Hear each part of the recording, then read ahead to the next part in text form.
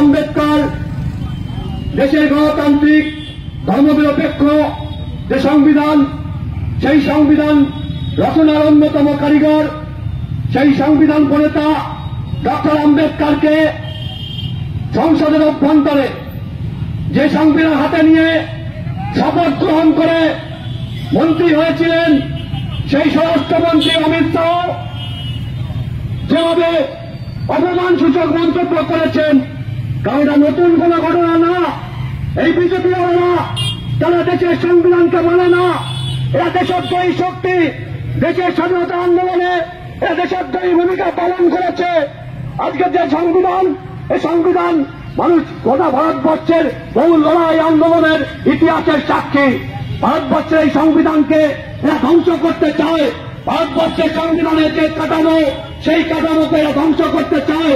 ভারতবর্ষের গণতন্ত্রকে ধ্বংস করতে চায়। ভারতবর্ষের ধর্মনিরপেক্ষতা ঐতিহ্যকে ধ্বংস করতে চায়। এরা তাদের পুরনো যে কৌশল, তাদের যে নীতি, সেই নীতিতেই ভারতবর্ষের সংবিধানকে নিয়ে যেতে চাইছে। তাই সংসদ অভ্যন্তরে দাঁড়িয়ে অমিত শাহ যে ঘটনা ঘটালেন, একজন দেশের সংবিধান শপথ নিয়ে মন্ত্রী হওয়া স্বরাষ্ট্রমন্ত্রী এ ঘটনা ঘটাতে পারেন কিনা ভেবে দেখবেন। এই ধিক্কারজনক ঘটনার বিরুদ্ধে, নিন্দাজনক ঘটনার বিরুদ্ধে গোটা দেশের সুবুদ্ধি সম্পন্ন মানুষ আজকে ঐক্যবদ্ধভাবে প্রতিবাদ জানাচ্ছেন। এই সংবিধান রক্ষা করার শপথ গ্রহণ আমরা দেশের নাগরিক হিসেবে সিপিআইএম বামপন্থী দলগুলো গ্রহণ করেছি, গোটা দেশের মানুষ গ্রহণ করেছে।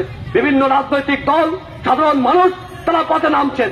আজ গোটা দেশ জুড়ে সিপিআইএম এর পক্ষ থেকে ধিক্কার কর্মসূচি পালিত হচ্ছে। আমরা ধিক্কার জানাই, আমরা নিন্দা জানাই। এইরকম একজন মানুষের দেশের স্বরাষ্ট্রমন্ত্রীর চেয়ারে থাকার কোন যোগ্যতা নেই। তাই আমরা এই স্বরাষ্ট্রমন্ত্রীর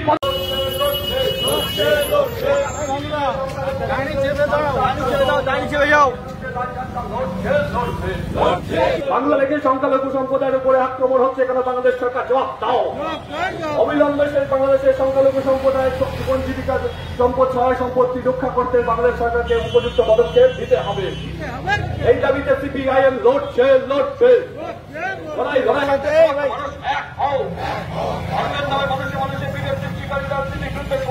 গ্রহণ করতে হবে। এই দাবিতে সমস্ত মানুষ এক হও। সংখ্যালঘু মানুষের অধিকার রক্ষার্থে লাল ঝান্ডা লড়ছে, লড়ছে। বাংলাদেশের সংখ্যালঘুদের অধিকারকে সুনিশ্চিত করতে বাংলাদেশ সরকারকে ব্যবস্থা গ্রহণ করতে হবে। অবিলম্বে বাংলাদেশের সংখ্যালঘু মানুষের অধিকার রক্ষার্থে ব্যবস্থা গ্রহণ করতে হবে। গোটা পৃথিবী জুড়ে সংখ্যালঘু মানুষের অধিকার রক্ষার লড়াই লাল ঝান্ডা লড়ছে, লড়ছে। বাংলাদেশের গোটা পৃথিবী জুড়ে সংখ্যালঘু মানুষের অধিকার রক্ষার্থে লাল ঝান্ডা লড়ছে, লড়বে। বাংলাদেশের সংখ্যালঘু মানুষের অধিকার রক্ষার্থে গোটা পৃথিবী জুড়ে বামপন্থীরা লড়ছে, লড়বে।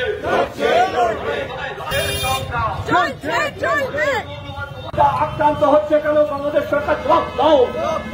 বাংলাদেশের সংখ্যালঘু মানুষদের অধিকার রক্ষার্থে বাংলাদেশ সরকারকে অবিলম্বে পদক্ষেপ গ্রহণ করতে হবে। গোটা পৃথিবী জুড়ে গ্রহণ করতে হবে। এই দাবিতে লাল ঝান্ডার লড়াই চলছে, চলবে। সমস্ত ধরনের মৌলবাদের বিরুদ্ধে আমাদের চাই। এ লড়াই লড়বে কে?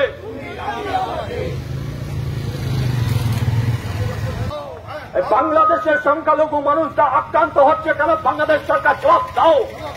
এই বাংলাদেশের সংখ্যালঘু মানুষের নির্যাতনের বিরুদ্ধে সমস্ত মানুষ এক হও। এই বাংলাদেশের সংখ্যালঘু মানুষদের নির্যাতনের বিরুদ্ধে অবিলম্বে বাংলাদেশ সরকারকে ব্যবস্থা গ্রহণ করতে হবে। গোটা সাম্প্রদায়িক শক্তির বিরুদ্ধে সমস্ত মানুষ এক হও। বাংলাদেশের সংখ্যালঘু মানুষদের অধিকার রক্ষার্থে বাংলাদেশ সরকারকে পদক্ষেপ গ্রহণ করতে হবে। গোটা পৃথিবীতে বিদেশে দেশের সংখ্যালঘু মানুষদের বজায় রাখতে হবে। আক্রান্ত হচ্ছে কেন? বাংলাদেশ সরকার জবাব দাও। বাংলাদেশের সংখ্যালঘু মানুষদের অধিকার রক্ষার্থে বাংলাদেশ সরকারকে অবিলম্বে পদক্ষেপ গ্রহণ করতে হবে। গোটা পৃথিবী জুড়ে